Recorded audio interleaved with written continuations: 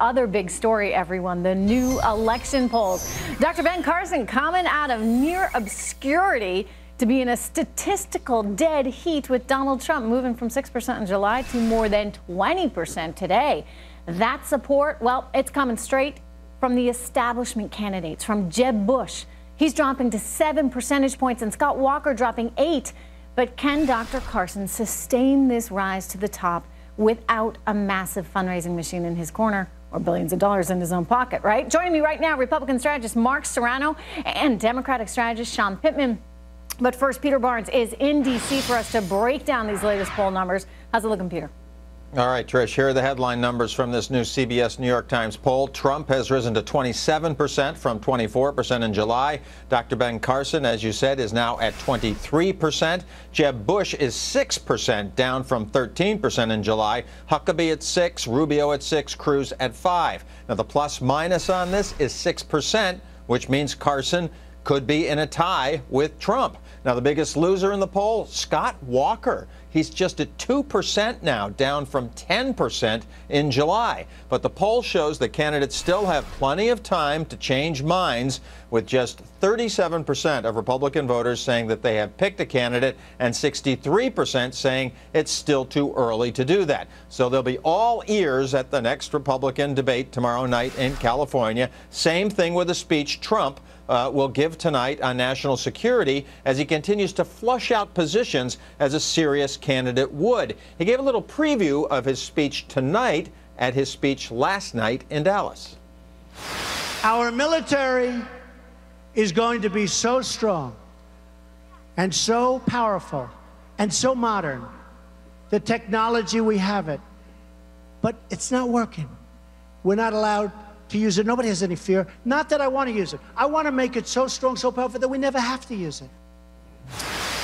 And I kept the best Trump line for me. He also said last night, quote, "We send our best equipment to our chicken allies. One shot's fired in the air and they give it up to the enemy." He's got all kinds of lines. That's what people like about him. Peter Barnes, stay with us. Mark and Sean, I want to bring you into this conversation here as we look at some of these numbers coming out. Mark, for example, that Peter just shared, 63% of Americans still haven't made up their mind. Republican Americans haven't made up their mind as to who they would vote for. Does this mean that Jeb Bush has a shot still? Jeb Bush has a shot still, Trish, because Jeb Bush has $100 million backing him up. He hasn't really spent a lot of that money yet. But look, if you're an establishment politician, what you should read in this poll is, this is not the year for you. I think this trend is going to continue. I think Trump and Carson will continue to grow. The real key, though, for them is, can they translate that into real votes ultimately? Can Ben Carson raise $50 million? Can he get on the ballot in the 11 states that require signatures? Can he build an operation in the 11 states on March 1 that have their primary that date? When I was in presidential campaigns, I was an operations guy, and these are the things, the realities that will come into play. I think these questions exist for Trump as well, which I want to get to in a moment. And he has $1 billion to do it. Let's stay on Carson for a moment here. Sean Pittman, when you watch this meteoric rise of Carson, what does it tell you about America right now? Well, I think it says that America wants to trust their president like they trust their doctor, and I think it is that simple. I think people are looking for something else. They're out there shopping right now. They don't want the politician? It's early yet. As Mark said, I mean, this is a bad time for the regular politician. Now, that may just be a 2015 thing. 2016 might bring us back to reality, but the reality today is, people are looking at, let's look at Donald Trump.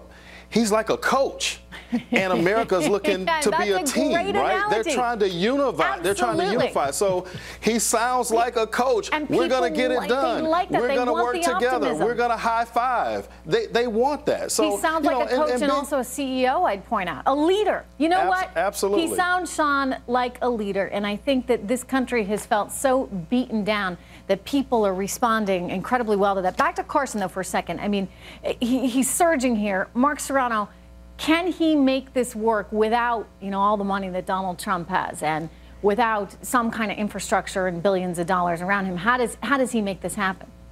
Well, he's going to have to raise the money. There's no doubt about it. I think he could. It doesn't surprise me that he's number 2 right now and that he's surging because of the anti-establishment wave. He absolutely has time to build the infrastructure, to continue to sort of build in other states, but not a lot of time. Remember, the first votes take place around February 1st, and then it wraps up July 18th. It's a very compressed time period. So he has to be in those SEC primary states in the next month or two on the ground. If it doesn't happen for him, if he can't pull off the infrastructure and he doesn't get the money, Sean, do those votes then just go to Donald Trump? Well, I think the establishment candidates have to look at surge as an opportunity. That there are votes out there that aren't necessarily with Trump. We know there's a lot of them, but there are some that are moving. And if he can't do the infrastructure, that's an opportunity for somebody like a Jeb Bush, who's got $100 million sitting there and waiting to use, although I guess he's using $24 million but wait a second. right now. Let's think about who Dr. Carson is appealing to, right? He's not appealing to the same people that would necessarily vote for Jeb Bush. That's more establishment. He's appealing to the people who say, I want anybody but a politician. Yeah. So with that in mind, Mark, do you think Trump gets his votes if he winds up ducking out? I do. I think Carly Fiorina will get some of the votes, but I think Trump will get most of them because, look, a zebra cannot change his stripes. And Jeb Bush is a zebra. Scott Walker is, sort of a zebra. They can't change their stripes. If you're a politician, you're a politician. If that's how your identity is perceived in the electorate, it's how it's perceived. And then this election is not going to be about them. So I think you're right, Trish. I think a lot of the votes will go to Trump because people don't want to give them to someone they don't trust. They want to give it to a coach. Like Sean said, they want to give it to somebody who's going to make a change. Look, if you take a look at Trump, a lot of the concern is over, is he a true conservative? Is he going to be conservative enough? Look, the reality is people want someone to upset. They don't care. They want them to upset the establishment. And I think he may have some bipartisan appeal as well. There are a lot of Democrats that are going to say, look, what he's saying, it really resonates with me. And I wonder, Sean, if we're getting to a point where Americans are so sick of politics, they're saying, I don't need the party, I need the candidate. Well, people also don't want to deal with things they don't understand either. And look, they understand Trump. We haven't even started with the real substance of issues because people don't want to hear it. They want to hear they want to hear it at the 30,000-foot level right now.